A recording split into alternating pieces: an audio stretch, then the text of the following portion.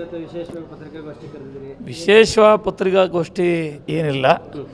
ಸಂಸತ್ ಚುನಾವಣೆಯಲ್ಲಿ BJP ಪಕ್ಷದ ಅಭ್ಯರ್ಥಿಗಳು ವಿಜಯಶಾಲಿಯಾಗಿದ್ದರು ಅಂತ ಸಂದರ್ಭದಲ್ಲಿ ಅವರಿಗೆ ಅಭಿನಂದಿಸಿ, ಕೇಂದ್ರ ಸರ್ಕಾರ ನೂತನವಾಗಿ ಆಡಳಿತಕ್ಕೆ ಅಧಿಕಾರಕ್ಕೆ ಬಂದಿದೆ, ಕೇಂದ್ರ ಸರ್ಕಾರಕ್ಕೆ ಅಭಿನಂದಿಸಿ, ರಾಜ್ಯದಿಂದ ಯಾರು ಸಂಸತ್ ಸದಸ್ಯರಾಗಿ ನಮ್ಮ ಕೇಂದ್ರ ಸರ್ಕಾರದಲ್ಲಿ ಇವತ್ತು ಸಚಿವರಾಗಿದ್ದಾರೆ ಅವರಿಗೆ ಅಭಿನಂದನೆ ಸಲ್ಲಿಸಿ, ಮತ್ತು ನಮ್ಮ ವಿಧಾನ ಪರಿಷತ್ತು ಪದವೀಧರ ಕ್ಷೇತ್ರದ ಚುನಾವಣೆಯಲ್ಲಿ ಮತದಾನ ಮಾಡಿದ ಮತ್ತು ಚುನಾಯಿತರಾದಂಥ ಅಭ್ಯರ್ಥಿಗಳಿಗೆ ಒಂದು ಅಭಿನಂದನೆ ಸಲ್ಲಿಸಲಿಕ್ಕೆ ಪತ್ರಿಕಾಗೋಷ್ಠಿಯನ್ನು ಕರೆದು ಒಂದು ಶುಭಾಶಯ ಹೇಳಲಿಕ್ಕೆ ಕರೆದಂಥ ಪತ್ರಿಕಾಗೋಷ್ಠಿ. ಮತ್ತು ಜನಾದೇಶಕ್ಕೆ ನಾವು ತಲೆಬಾಗಿದ್ದೀವಿ, ಜನಾದೇಶವನ್ನು ನಾವು ಸ್ವೀಕರಿಸಿದ್ದೀವಿ ಅಂತ ಹೇಳಲಿಕ್ಕೆ ಕರೆದಂಥ ಪತ್ರಿಕಾಗೋಷ್ಠಿ. ಅದನ್ನು ಮಾಧ್ಯಮಗೋಷ್ಠಿಲೆಲ್ಲ ಹೇಳಿದ್ದೀನಿ.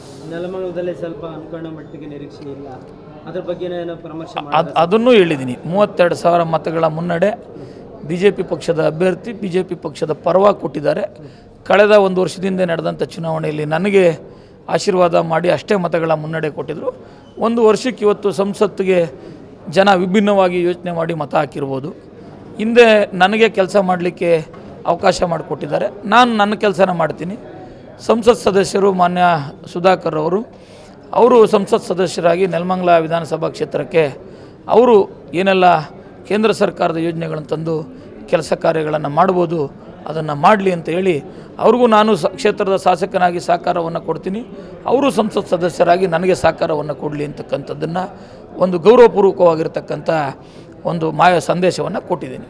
ಸದಾ ಆಕ್ಟಿವ್ ಇದ್ದಂಥವ್ರು ನೀವು ಚುನಾವಣೆ ಬಂದಾಗಿಂದ ಈ ಒಂದು ಎಲ್ಲ ಒಟ್ಟಿಗೆ ಸ್ವಲ್ಪ ಕಮ್ಮಿ ಆಯಿತು. ಕಡಿಮೆ ಚುನಾವಣೆ ಅದೇನು ಮಾಡೋಕ್ಕಾಗಲ್ಲ, ಹೇಳಿದ್ನಲ್ಲ, ಜನ ಸಂಸತ್ ಚುನಾವಣೆಗೆ ಮತ ಹಾಕ್ತಕ್ಕಂಥ ಅವರ ಭಾವನೆಯೇ ಬೇರೆ, ರಾಜ್ಯದ ವಿಧಾನಸಭೆಗೆ ಮತ ಹಾಕ್ತಕ್ಕಂಥ ಅವ್ರ ಭಾವನೆಯೇ ಬೇರೆ, ಸ್ಥಳೀಯ ಸಂಸ್ಥೆಗಳ ಚುನಾವಣೆ ಸಂದರ್ಭ ಬಂದಾಗ ಯೋಚನೆ ಮಾಡ್ತಕ್ಕಂಥ ಅವರ ಯೋಚನಾ ಲಹರಿನೇ ಬೇರೆ. ಒಟ್ಟಾರೆಯಾಗಿ ಜನಾದೇಶ ಕಾಂಗ್ರೆಸ್ ಪಕ್ಷದ ವಿರುದ್ಧವಾಗಿ BJP ಪಕ್ಷದ ಪರವಾಗಿ ಬಂದಿದೆ. ಅದನ್ನು ತಲೆಬಾಗಿ ನಾವು ವಿನಮ್ರವಾಗಿ ಸ್ವೀಕರಿಸಿದ್ದೀವಿ.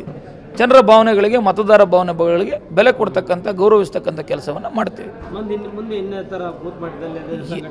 ನಮ್ಮ ಸಂಘಟನೆ ನಮ್ಮ ಪಕ್ಷದ್ದು ನಿರಂತರವಾಗಿರ್ತದೆ. ನನಗೆ ಇನ್ನೂ 4 ವರ್ಷಗಳ ಕಾಲ ಅವಕಾಶ ಇದೆ. ನಾನು ದಿನನಿತ್ಯ ನೆಲಮಂಗಲ ಕ್ಷೇತ್ರದ ಅಭಿವೃದ್ಧಿಗೆ, ಜನರ ಒಂದು ಋಣ ತೀರಿಸಲಿಕ್ಕೆ ಏನು ಕೆಲಸ ಕಾರ್ಯಗಳನ್ನು ಮಾಡಬೇಕು ನಾನು ಮಾಡ್ತೀನಿ. Okay, thank you.